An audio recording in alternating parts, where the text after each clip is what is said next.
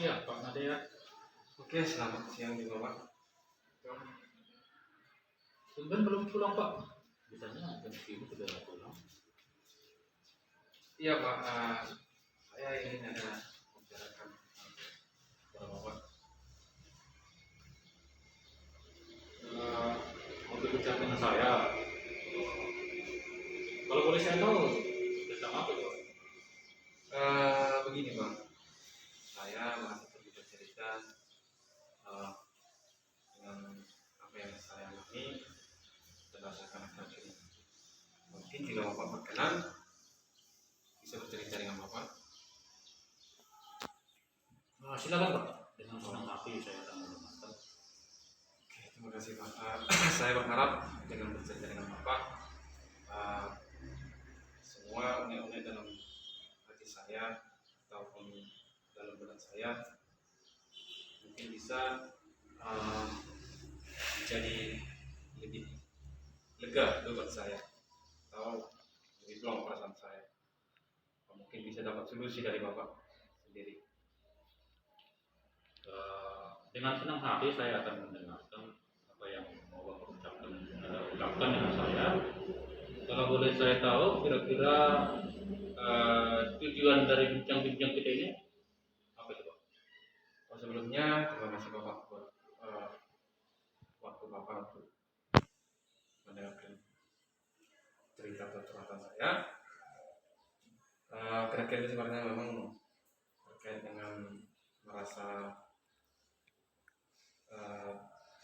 dalam hal pergumulan dalam tugas belajar mengajar ini menjadi sebuah beban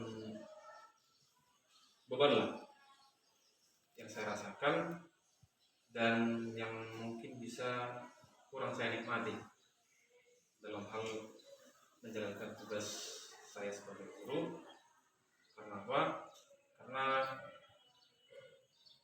kurang fokusnya dan kurang maksimalnya dalam belajar.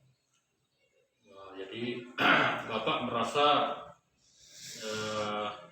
dalam menjalankan tugas selama ini ada semacam beban gitu Pak ya? Ya. Kurang bisa fokus waktu mengajar gitu Pak ya? Kalau boleh saya tahu lebih jelasnya itu seperti apa gambaran keadaan itu Pak? Kenapa Bapak itu membuat juga beban dan sepertinya menjadi masalah Pak? Ya mungkin alasannya karena setiap hari saya karena jarak tempuh daripada rumah saya tempat tinggal saya ke sekolah kurang lebih 1 jam, jadi memakan waktu yang cukup banyak sehingga yang mengakibatkan performa daripada menjalankan tugas belajar mengajar saya di sekolah jadi kurang optimal. Karena apa? Karena memang sudah lelah duluan karena angin, badan kurang enak gitulah. Lain lagi kalau kita di perjalanan ada hal-hal yang harus kejadian atau misalnya yang harus kita hindarkan hanya lewat gerbang pagar gerbang hati. Mungkin itu bisa menjadi dampak proses fokusnya belajar mengajar di sekolah jadi terganggu gitu. Jadi inti masalahnya jarak yang terlalu jauh dari rumah ke tempat kerja, kemudian setiap hari harus melakukan perjalanan kurang lebih 1 jam sehingga perjalanan yang jauh ini membuat badan yang capek tidak fokus lagi mengajar gitu Pak ya masalahnya Pak ya. Kira-kira menurut Bapak solusinya seperti apa? Setelah saya pikir-pikir, menurut saya solusinya yang terbaik menurut saya adalah satu-satunya untuk pindah atau mutasi dari sekolah ini ke sekolah yang dekat dengan jarak rumah saya atau tempat tinggal saya. Dan saya sebenarnya sudah mengajukan permohonan pindah ke dinas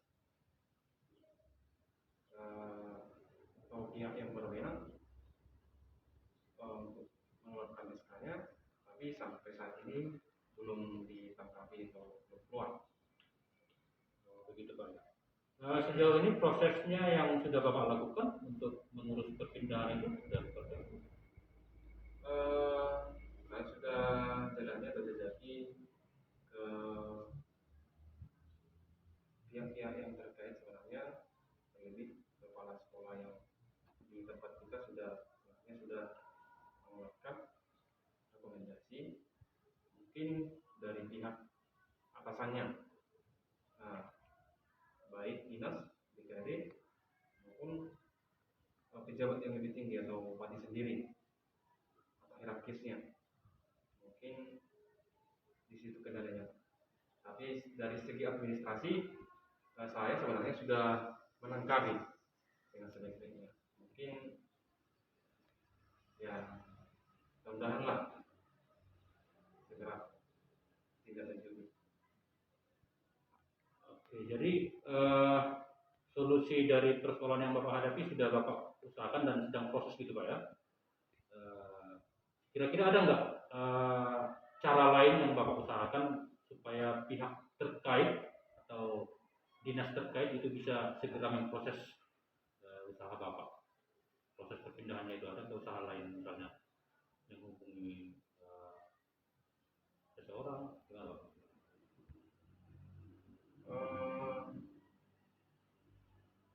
Kalau mengenai itu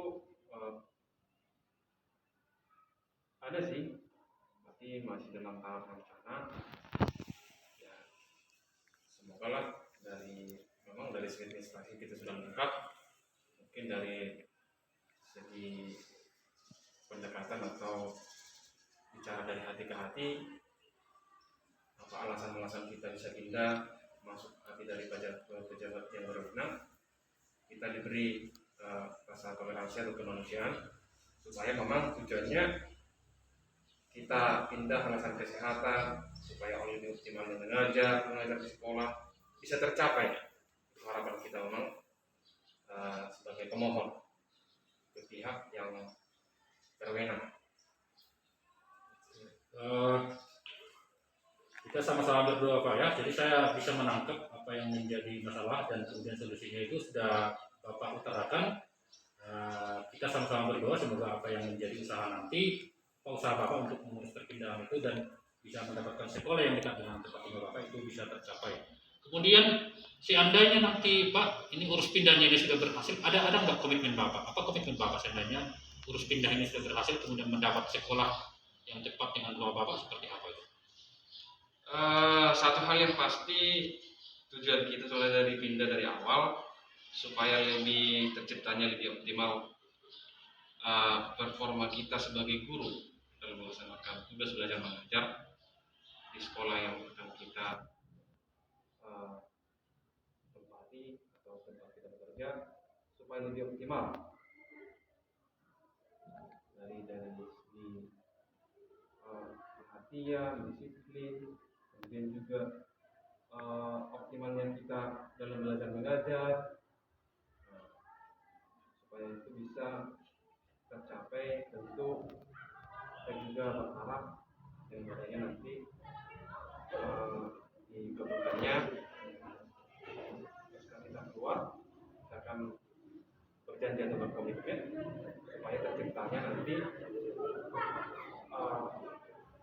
pendidikan yang lebih baik melalui saya sebagai guru melakukan lebih optimal dalam proses belajar mengajar, baik di kelas kita, di kelas sekolah, dari kita dekat dengan rumah kita akan lebih memberikan hati yang lebih baik dengan rumah. Jadi sekarang Bapak sudah bercerita dengan saya dan solusi dari persoalan Bapak itu sudah Bapak temukan sendiri. Sekarang perasaan Bapak bagaimana? Saya sudah teman yang kita sudah sampaikan, bisa sharing, menunjukkan dari saya juga sebagai guru ke Bapak masyarakat sejawat. Semoga bisa menemukannya. Ya.